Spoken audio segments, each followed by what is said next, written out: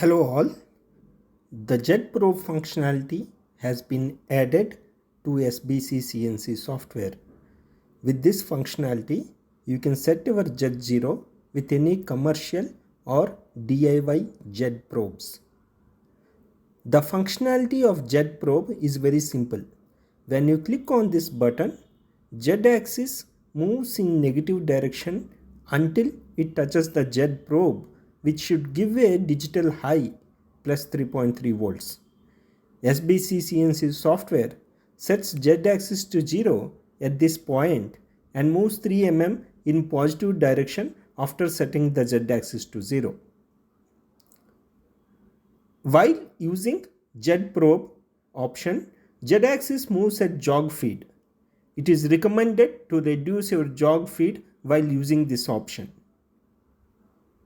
You will be selecting the input pin for Raspberry Pi from the Z probe in the machine settings.